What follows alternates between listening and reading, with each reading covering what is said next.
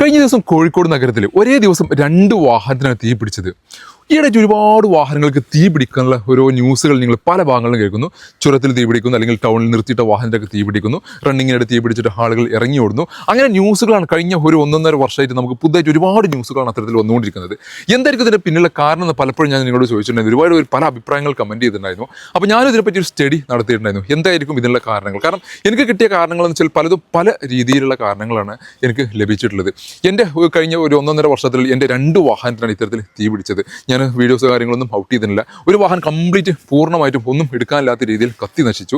ഒരു വാഹനം ഭാഗ്യവശാൽ ഫ്രണ്ടിൽ നിന്ന് തീ ഉയർന്ന സമയത്ത് തന്നെ നമുക്ക് അതിനെ പറ്റി തൊട്ടടുത്ത് തന്നെ ഫയർ എക്സ്റ്റൻഷൻ ഉള്ളതുകൊണ്ട് അത് വെച്ചിട്ട് നമുക്കിത് കെടുത്താൻ പറ്റി. അതുകൊണ്ട് വേറെ നാശനഷ്ടങ്ങളൊന്നും വന്നില്ല.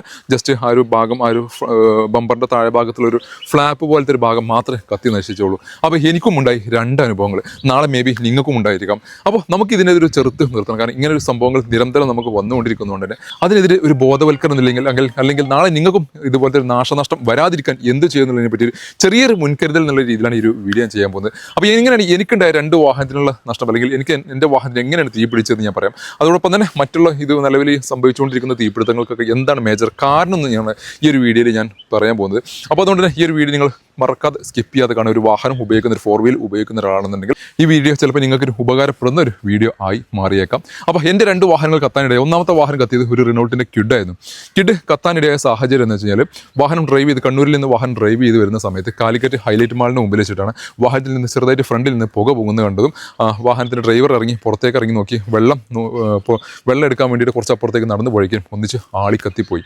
അപ്പോൾ അതിനുണ്ടായ റീസൺ എന്താണെന്ന് വെച്ചാൽ റേഡിയേറ്ററിനകത്ത് വെള്ളം ലീക്കായി പോയതിനു ശേഷം വാഹനം ഓവർ ഹീറ്റ് ആയത് ഡ്രൈവർ അറിഞ്ഞില്ല. ഡ്രൈവർ ഓവർ ഹീറ്റ് ആയത് അറിയാത്ത കാരണം വാഹനം റൺ ചെയ്ത് പോകുന്നു. വാഹനം ഒരു പരിധി എത്തിയപ്പോൾ എഞ്ചിൻ ടെമ്പറേച്ചർ കൂടി. റിനോൾട്ടിൻ്റെ എസ്പെഷ്യലി കിഡിൻ്റെ ഒക്കെ വെച്ചാൽ പ്ലാസ്റ്റിക് മെറ്റീരിയലാണ് എഞ്ചിൻ്റെ വാൾക്കോവർ ഭാഗം, അതേപോലെ തന്നെ ക്രാങ്കേസിൻ്റെ ഭാഗം വരുന്നത്. അപ്പോൾ ആ ഭാഗത്തേക്ക് ഹീറ്റ് കൂടിയതിനു ശേഷം അത് ഒന്നിച്ച് പുകയായി, അത് പിന്നെ തീയായി മാറി, അഗ്നിഗോളമായിട്ട് മാറി. ആ വാഹനം ഒന്നിനും പറ്റാത്ത രീതിയിൽ ഫുള്ളായിട്ട് നശിച്ചു. ഏറ്റവും വലിയ ഹൈലൈറ്റ് എന്താ വെച്ചാൽ ഇൻഷുറൻസ് തേർഡ് പാർട്ടി ആയിരുന്നു. കൂടുതൽ എന്തായിരിക്കും എന്നുള്ള പിന്നെ പറ്റി പറയണ്ടല്ലോ. നേരെ അപ്പോൾ തന്നെ ഓൺ ദ സ്പോട്ടിൽ ക്രെയിനിലേക്ക് വലിച്ചിട്ട് കയറ്റി നേരെ സ്ക്രാപ്പിലേക്ക് ആ വാഹനം ഉപയോഗശൂന്യമായി ഒഴിവാക്കേണ്ടി വന്നു എന്നുള്ളതാണ് ഏറ്റവും സങ്കടകരമായിട്ടുള്ള കാര്യം. മറ്റൊരു അനുഭവം ഉണ്ടായത് ഒരു KUV എന്ന വാഹനം തൊട്ടടുത്ത് നമ്മൾ യാത്രക്കിടെ ഒരു ഫ്രണ്ടിൽ നിന്ന് പുക പൊങ്ങുന്ന കണ്ടിട്ട് വാഹനം സൈഡാക്കി നോക്കി വന്ന സമയത്ത് അതിൻ്റെ ഏറ്റവും താഴെ ഭാഗത്ത് വരുന്ന എഞ്ചിൻ്റെ താഴെ ഭാഗത്ത് വരുന്ന ഒരു ഗാർഡ് വരുന്നുണ്ട്.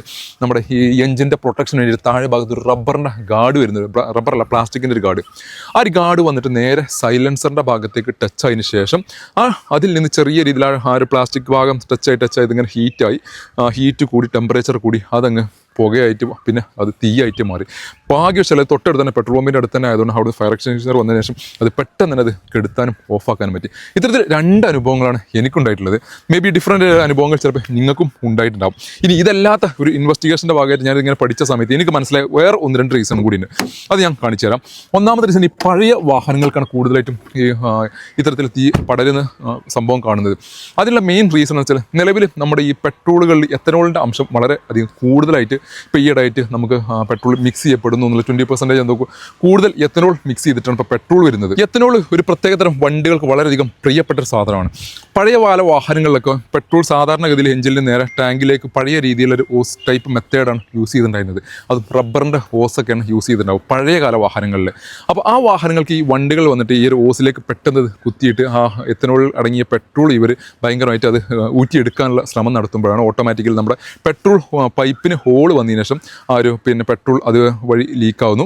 അതുവഴി തീപിടുത്തം വരാനുള്ള സാധ്യത ഏറിക്കൊണ്ടിരിക്കുന്നു. അത് പഴയ വാഹനങ്ങൾ അത്തരത്തിലുള്ള പെട്രോൾ സിസ്റ്റം, പെട്രോളിൻ്റെ പൈപ്പിൻ്റെ സിസ്റ്റം അത്തരത്തിലായിരുന്നു. പക്ഷേ ന്യൂജൻ വാഹനങ്ങൾ വന്നപ്പോൾ അതിനുള്ള സജ്ജീകരണം എല്ലാം മാറ്റി സാധാരണ റബ്ബറിൻ്റെ പൈപ്പൊക്കെ ഒഴിവാക്കി പ്രൊട്ടക്ഷൻ വരുന്ന പൈപ്പാണ് ഇപ്പോൾ യൂസ് ചെയ്തുകൊണ്ടിരിക്കുന്നത്. അപ്പോൾ പുതിയ വാഹനങ്ങൾ അത്തരത്തിലുള്ള പ്രശ്നം വരാൻ വണ്ടി കുത്തി ഓട്ടാക്കാനുള്ള സാധ്യത വളരെ കുറവാണ്.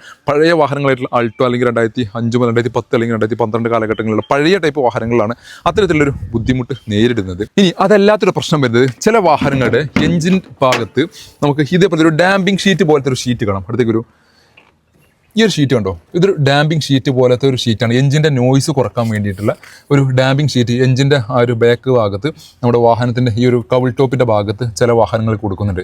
ഇത് സൈലൻസറിലേക്ക് തട്ടിയതിന് ശേഷം അത്തരത്തിൽ ഇത് ഹീറ്റായതിനു ശേഷം ഇതൊക്കെ പിന്നെ നമ്മുടെ പെട്ടെന്ന് തീ പിടിക്കാൻ സാധ്യതയുള്ള മെറ്റീരിയലാണ് ഇതൊക്കെ വരുന്നത്, റെക്സിൻ മെറ്റീരിയലുകളാണ്.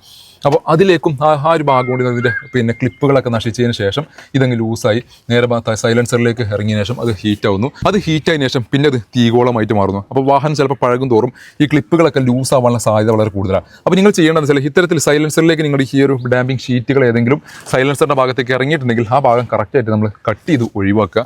അല്ലാതെ നിങ്ങൾ ഇതിൻ്റെ ക്ലിപ്പുകളൊക്കെ ഇടയ്ക്കിടയ്ക്ക് ചെക്ക് ചെയ്യുക, അത് ലൂസ് ആയിട്ടുണ്ടോ വലിയ എന്നുള്ളത് ഒന്ന് ചെക്ക് ചെയ്യുക. ഇത്തരത്തിലുള്ള 2 മെത്തേഡുകൾ നമ്മൾ പ്രത്യേകം ശ്രദ്ധിക്കേണ്ടതുണ്ട്. ഒന്ന് ഈ ഒരു ഡാമ്പിംഗ് ഷീറ്റിൻ്റെ കാര്യവും, പിന്നെ മറ്റൊന്ന് പെട്രോൾ ഹോസുകൾക്ക് എന്തെങ്കിലും ഡാമേജ് അല്ലെങ്കിൽ ഹോള് വീണിട്ടുണ്ടോ എന്നുള്ള കാര്യം, പിന്നെ എനിക്ക് പറ്റിയിട്ടുള്ള പോലെ റേഡിയേറ്ററിലെ വെള്ളം കാര്യങ്ങളെല്ലാം കറക്റ്റ് അല്ലേ എന്നുള്ളത് ചെക്ക് ചെയ്യുക. താഴെ വരുന്ന എഞ്ചിൻ്റെ ഗാർഡ് സൈലൻസറിൻ്റെ ഭാഗത്തേക്ക് ടച്ച് ചെയ്യാനായിട്ടുണ്ടോ എന്നുള്ളത് ഇടയ്ക്കൊന്ന് നിങ്ങൾ ഒന്ന് പേഴ്സണലി നിങ്ങൾ ഉപയോഗിക്കുന്ന വാഹനത്തെ ചെക്ക് ചെയ്യുക. ഇത്തരത്തിലുള്ള ചെറിയ ചെറിയ കാര്യങ്ങൾ ശ്രദ്ധിച്ചു കഴിഞ്ഞാൽ നിങ്ങൾക്ക് നാളെ വരാൻ പോകുന്നൊരു അപകടം നിങ്ങൾക്ക് ചെറുത്ത് നിൽക്കാൻ സാധിക്കുന്നുള്ളൊരു പൊതുജന ശ്രദ്ധയാർത്ഥം ഞാൻ ഒരു ഇൻഫോർമേഷൻ ഷെയർ ചെയ്യാണ്. Thank you.